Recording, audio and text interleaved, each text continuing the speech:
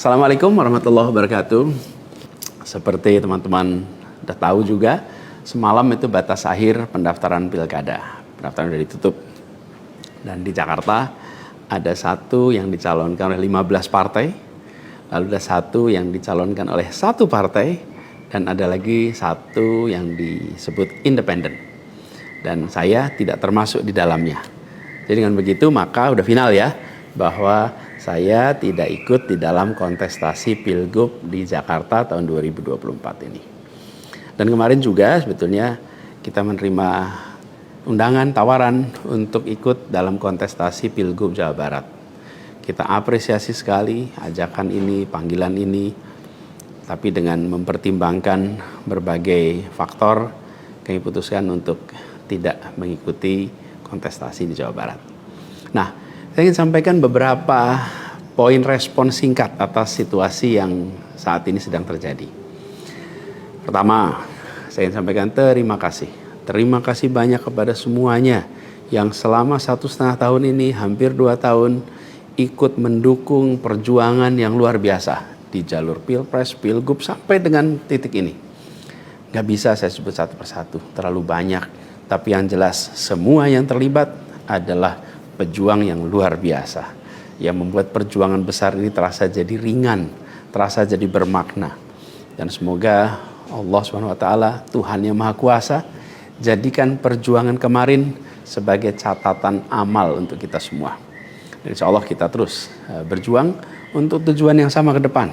Kita selalu bicara tentang kesetaraan, keadilan, kesamaan kesempatan, keinginan untuk Indonesia yang lebih adil, lebih maju, lebih sejahtera buat semuanya. Nah, dalam itu juga, jadi 2 tahun terakhir ini ketika kami keliling, berkampanye, menemukan begitu banyak hikmah, pelajaran yang luar biasa.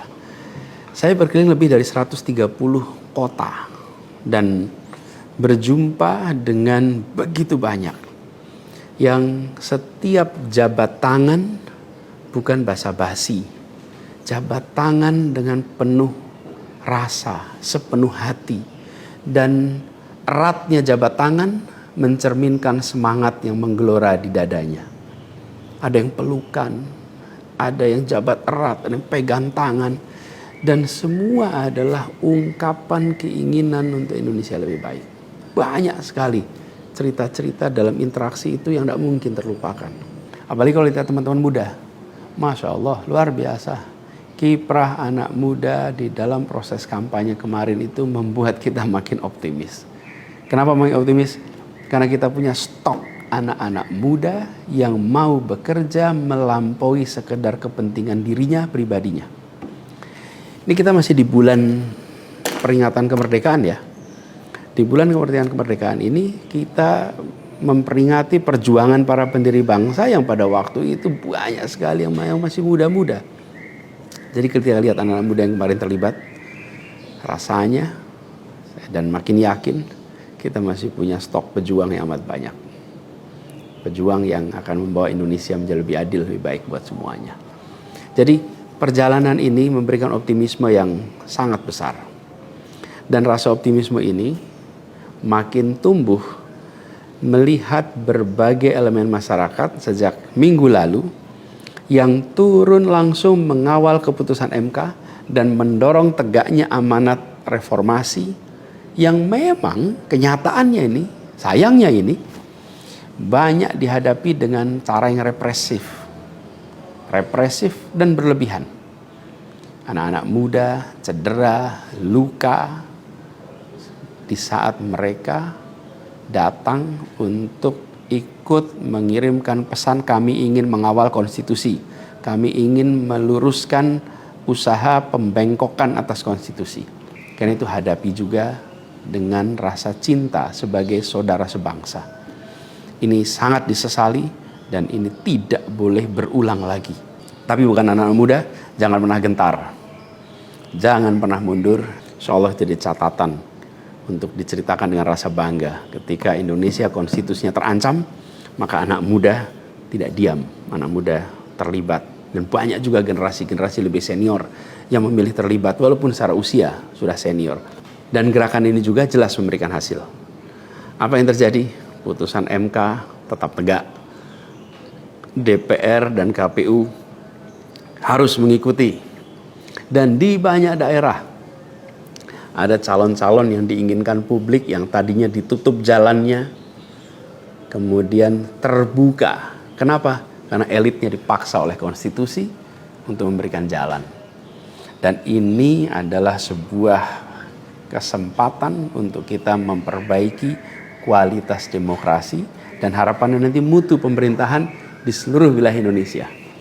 Jadi kemudahan yang disediakan oleh MK ini bisa dimanfaatkan. Walaupun di beberapa daerah juga tidak dimanfaatkan oleh partai-partai merespon aspirasi yang sesungguhnya ada dari masyarakat. Karena pilkada ini kan pemilihan di tingkat daerah yang harusnya mencerminkan aspirasi daerah, bukan aspirasi di puncak nasional. Tapi dalam kenyataannya tidak selalu semua bisa berjalan seperti itu. Nah, gerakan masif mengawal putusan MK di berbagai kota ini juga menunjukkan bahwa tidak benar bila rakyat Indonesia disebut sudah apatis, sudah tidak peduli pada kondisi demokrasi. Nope, sama sekali tidak. Harapan itu menyala, harapan itu menyala terang, dan insya Allah makin terang. Dan terangnya harapan ini harus terus kita jaga, kita besarkan sama-sama. Nah, hal lain yang ingin saya sampaikan, bahwa takdir Allah, Tuhan Yang Maha Kuasa, sudah tertulis bahwa saya tidak mengikuti kontestasi kali ini. Dan sejujurnya ada selalu rasa lega setiap kali melewati sebuah persimpangan jalan. Ketika amanat itu diberikan, artinya Allah SWT meyakini bahwa ini yang terbaik. Dan ketika amanat itu tidak berikan, saya yakin Allah SWT sedang melindungi pada kita. Jadi itu juga yang saya jalani selama ini. Begitu kita menyaksikan situasinya, hasilnya, maka saya yakin seolah ada hikmah-hikmah besar yang akan muncul nanti. Mungkin ada yang tanya, Pak Anies, ada nggak penyesalan tidak mengikuti pilkada ini? Kalau saya ditanya ada penyesalan, tidak ada. Ada penyesalan itu. Apa yang saya sesali? Yang saya sesali adalah aspirasi warga kampung-kampung miskin kota, rakyat miskin kota yang berdatangan ke rumah ini, di tempat sini. Setelah selesai pilpres kemarin, bergantian, berombongan datang bergantian, menyampaikan keinginan, aspirasi, Pak tolong kembalikan kondisi yang kemarin kita rasakan. 1,5 tahun ini hilang. Dari mulai usaha untuk perbaikan kampung-kampung kumuh, perbaikan kondisi ekonomi mereka, yang selama itu kami selalu jadikan sebagai fokus perhatian. Dan selama berapa bulan ini saya datang mengelilingi mereka semua, mendatangi mereka semua. Ini yang saya, kalau dibilang perasaan ya, ada perasaan, waduh ini aspirasi ini gak bisa kita tuntaskan. Lihat warga kampung Bayam yang terlantar, berat rasanya.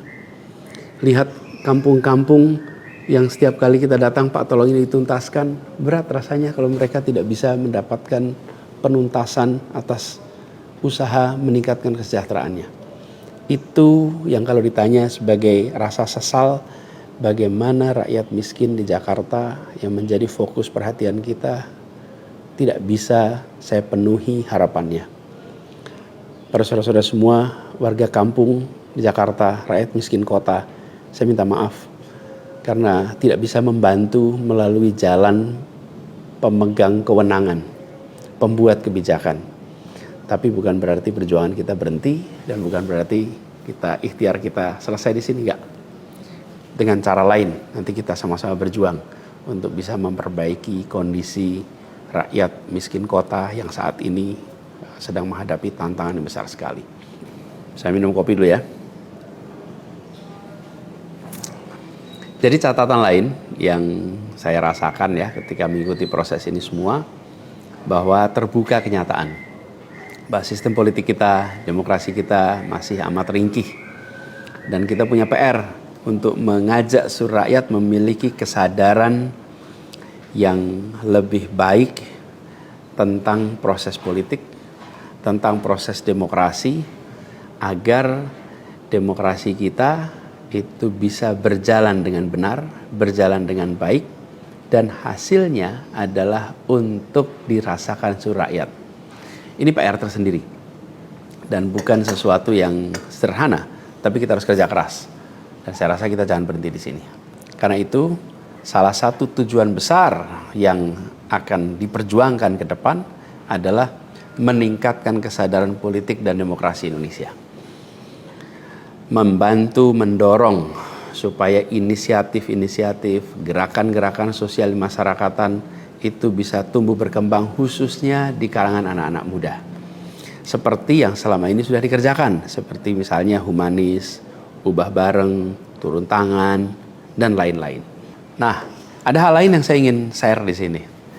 Kalau dalam interaksi, termasuk juga di sosial media, banyak sekali yang memberikan usul, saran, lebih baik Anies berkarir di luar negeri aja. Ada yang usul saya ke lembaga-lembaga internasional, ada yang berusul saya untuk mengajar di kampus-kampus di luar negeri. Saya jawab tidak, insya Allah tidak. Saya mencintai Indonesia secara tanpa syarat. Di sini saya dilahirkan, di sini saya dibesarkan, dan di sini saya akan berjuang. Kecintaan pada Indonesia membuat saya tidak akan bisa meninggalkan tanah ini. Saya akan tetap berada di Indonesia. Saya akan tetap berkarya di Indonesia. Saya akan tetap berjuang di Indonesia bersama dengan saudara-saudara sebangsa untuk membuat Indonesia lebih adil, lebih sejahtera bagi semuanya. Saya tidak akan meninggalkan Indonesia dan bekerja di tempat lain hanya karena situasi yang saya hadapi. Insya Allah ini akan terus menjadi pegangan saya ke depan. Tentu saya akan berkiprah di banyak tempat, tapi basis tetap di sini dan bekerja bersama dengan saudara-saudara sebangsa. Kemudian ada yang usul supaya saya masuk partai atau bikin partai politik. Nah gini, kalau masuk partai, pertanyaannya, partai mana yang sekarang tidak tersandra oleh kekuasaan? Nah, jangankan dimasuki, mencalonkan saja terancam. Agak berisiko juga bagi yang mengusulkan. Jadi ini adalah sebuah kenyataan nih. Jadi kita lihat aja ke depannya. Apakah lalu akan buat partai politik baru? Gini, bila untuk mengumpulkan semua semangat perubahan yang sekarang makin hari makin terasa besar, dan itu menjadi sebuah kekuatan, diperlukan menjadi gerakan, maka membangun ormas atau membangun partai baru, mungkin itu jalan yang akan kami tempuh. Kita lihat sama-sama ke depan. Semoga tidak terlalu lama lagi kita bisa mewujudkan langkah-langkah konkret untuk bisa mewadahi gerakan yang sekarang ini makin hari makin membesar. Menginginkan Indonesia yang lebih setara, demokrasi yang lebih sehat, politik yang lebih mengedepankan policy gagasan. Ini respon saya atas situasi yang sedang terjadi saat ini. Saya ingin sampaikan pada semua di akhir ini kutipan yang pernah saya sampaikan pekan lalu. Kutipan dari René de Klerk yang dimasukkan oleh Bung Hatta ke dalam pledoinya di tahun 1928 di Den Haag. 96 tahun yang lalu Bung Hatta menggunakan kalimat ini. Saya ingin ulang kalimat itu. Bunyinya begini. Hanya ada satu negeri yang menjadi negeriku. Ia tumbuh dengan perbuatan dan perbuatan itu adalah perbuatanku. Insya Allah segala perbuatan yang saya lakukan ke depan masih terus tetap dan akan selalu ditujukan untuk negeri yang saya cintai ini, Indonesia. Dan saya harap makin banyak di antara kita semua yang mau bergerak bersama kita, bersama kami untuk Indonesia, untuk keadilan, untuk kesetaraan, untuk kebersamaan, untuk persatuan yang ada di negeri kita. Terima kasih semuanya. Salam hangat dan hormat. Assalamualaikum warahmatullahi wabarakatuh. Download Tribun X sekarang. Menghadirkan lokal menjadi Indonesia.